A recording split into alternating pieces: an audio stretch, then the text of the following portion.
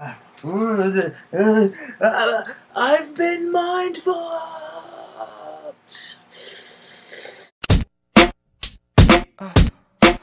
All alone in my room, waiting for this phone to ring. She'll come home someday soon.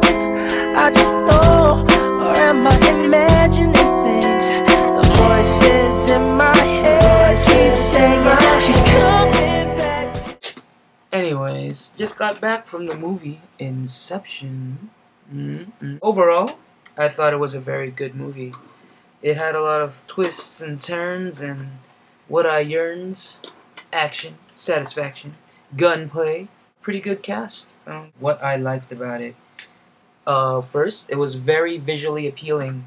The background settings, the whole the whole earth bending thing. Everything just takes place in the mind, so the mind can come up with different things, and I thought that was a pretty cool concept, although it did remind me a little bit of The Matrix. You plug in and then you go to a different world where you can, semi-control it, So there was a hint of that in there. What if it's like a Matrix spin-off or something, right?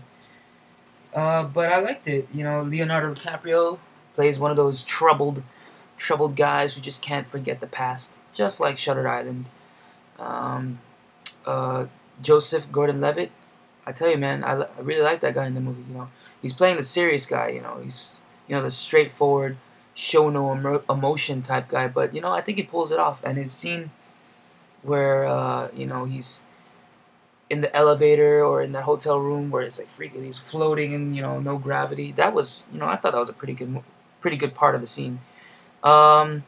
So let's see. What I didn't like about the movie.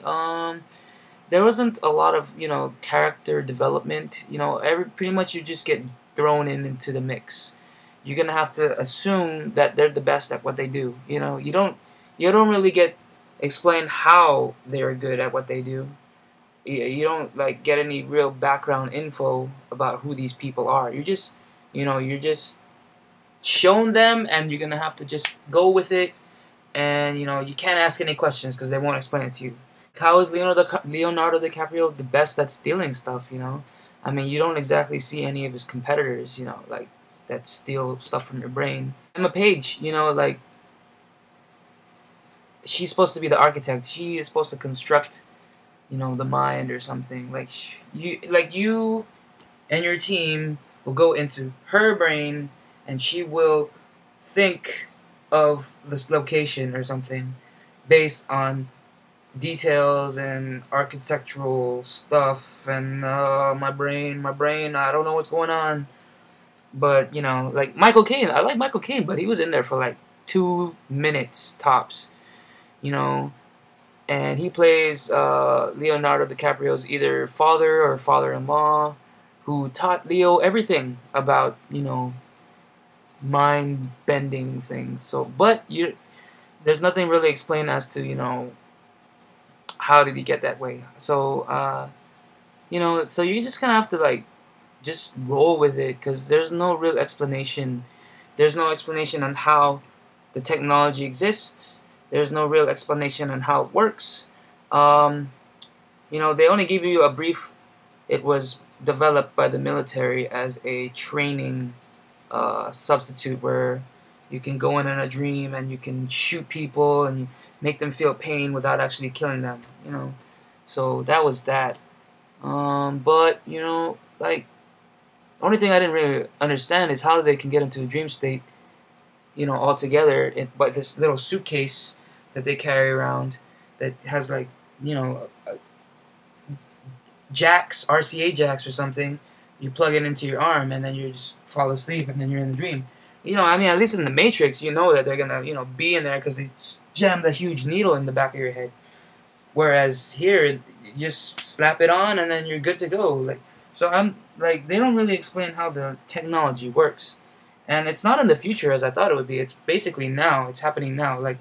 It's Earth, but in a different dimension where you can enter the dream state, and it's not really illegal. There's nobody hunting you. You could just travel and and this technology seems to be like common knowledge where everyone knows about it.